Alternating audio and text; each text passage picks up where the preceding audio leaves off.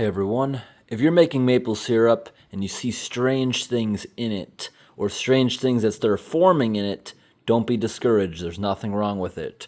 So we put it in here scalding, and as it cools, it'll vacuum seal itself. It's like honey, this stuff will basically last forever without refrigeration. So, today we did batch 4, which hasn't pressed down yet. They're scalding hot, we just did them like a half hour ago. So batch 1, we did it a little more loose. Batch 2, we made it pretty thick, like molasses.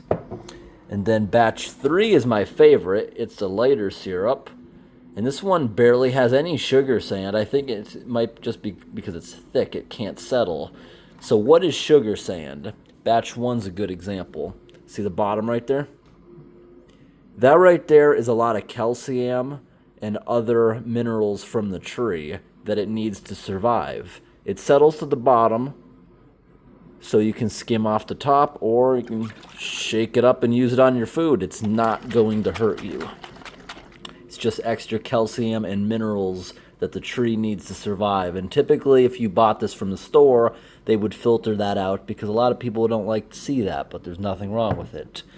Now, if you make thicker syrups, you might run into another problem like batch 2 is coming into.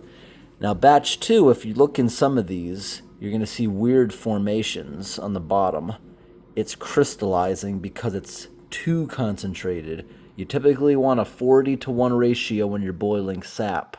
This is about a 60-to-1 ratio, so that is why that's starting to happen. One of them has, look, there's like a stalactite forming in there. Look at that. And that's weird because it's been preserved this way. It was never once sitting like that.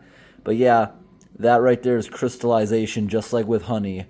All you got to do is kind of heat it up. And I'm also realizing the crystallization is happening in the top, making them impossible to open. Just run it under hot water, opens right up.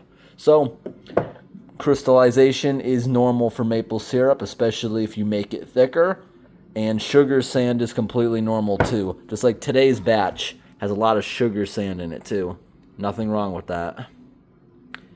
And it will slightly thicken up as it cools. I hope this video was interesting, everyone, and clears up any concerns you might have over your syrup. There's nothing wrong with it. In fact, it's technically slightly healthier with the minerals in it not being filtered. There could also be slight trace amounts of bugs and wood, but no big deal.